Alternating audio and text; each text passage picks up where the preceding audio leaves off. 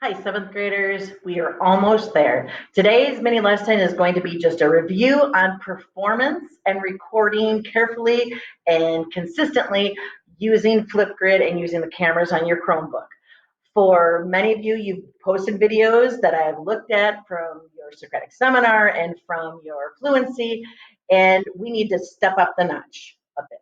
So a couple of things, I'm going to give you some hints and some tricks of the trade to help you give a good performance. Now remember, you're going to be graded on your story, but mostly you're going to be graded on your presentation.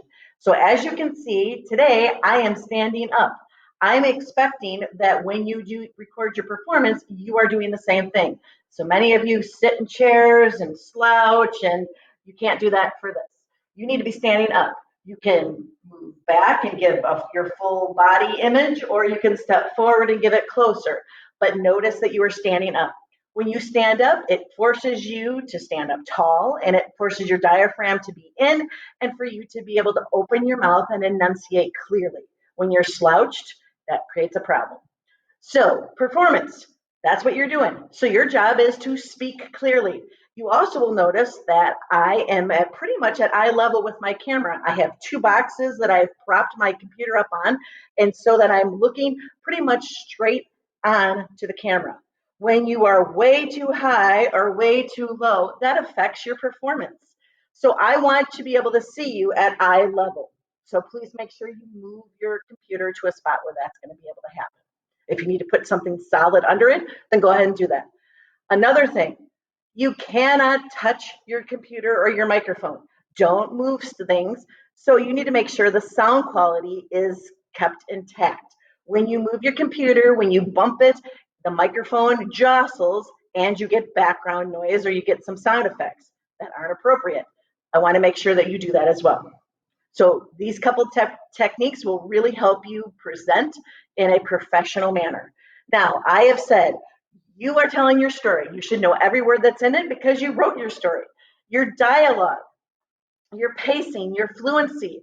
You should be telling us this story and not just standing here reading a story like this on your cards, because that's not going to be a performance, is it?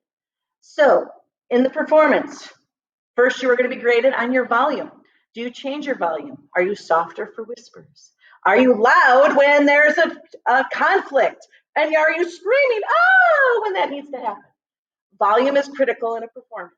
Use it wisely. And it should be, there should be variation in your volume. You shouldn't sound in the same monotone the whole time. I'm going to talk like this. Yawn, we're already asleep and bored. Okay? So focus on your volume and the sound that you're presenting to your audience. Your story has to have a clear beginning and a middle and an end. And you should have already been working on that the past 2 days when you were writing it, but that's going to be critical for your success in your story. If we are confused right away in the beginning and we have no idea what you're talking about, it's going to make for a really long presentation and not a very good one. Okay? You should know everything that you have, all the words that you put down on that piece of paper. So you should know what's going to happen next. The more you're able to actually step back and perform it and say it, the more interesting it's going to be for us. If you have to stand and read the whole thing, it's going to be a little less performance and more like a reading. And I want more of the performance piece, which brings me to the point of practice. Doing this once and being done with it isn't going to get you a very good grade. Practice is going to be critical. I told the kids who were in person, go into your room, close the door, go into the bathroom, close the door, and practice multiple times, saying the words, saying the characters' voices in a different way, a louder, softer way. Whatever you need to do, practice is going to be critical. The pacing. You guys know this, we focused on this in our writing. When you want it to be exciting, then you talk a little faster. If you want to slow it down and you're painting a picture, you're going to lower your voice and you're going to slow it down so that your listeners can process what you're saying. If you zip through things all at the same pace, super fast, as the audience, we're going to not be able to process the words that are coming out of your mouth. So you need to make sure that your pacing is appropriate for what you're trying to say. And finally, again, you need to practice. So it's going to be obvious. Once you are done recording and you hit that stop button on Flipgrid, you need to go back and listen to your video again. There's many times that I do videos that I have to do it 5 or 6 times, and it's just a teaching video. It's not something for performance. If you have props, if you are wearing a costume, great, we have to be able to see it. If you're going to do a little movement with it, great, it's a performance, go nuts. But make sure that it doesn't interfere with our story and we can still hear you and hear the words that are coming out of your mouth, okay? So the job that you have is not to stand here and just read your story. Your job is you're supposed to perform the story. Your job is to get us to believe that you have the best story. And remember, if you haven't already read the directions in Flipgrid, I'm giving prizes to the top story winners. And they're good ones. They're not eel pie, just in case you wanted, if you wanted to know. Okay. So take your time. Also, you're going to notice behind me, I turned my screen off because I wanted a black image that wasn't distracting. When I had the video on and I had a whiteboard, it was just too bright in here. You're going to need to check your lighting and see that.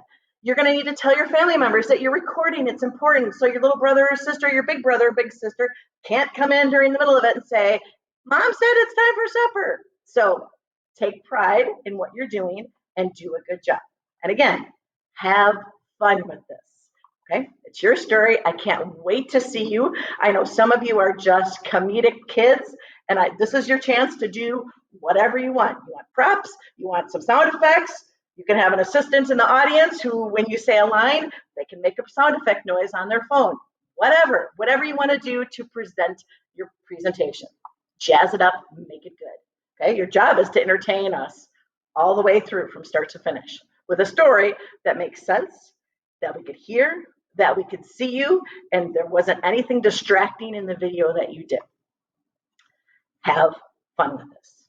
Okay, I can't wait to see all of them all put together, and I can't wait to tell you who our winners are. Good luck.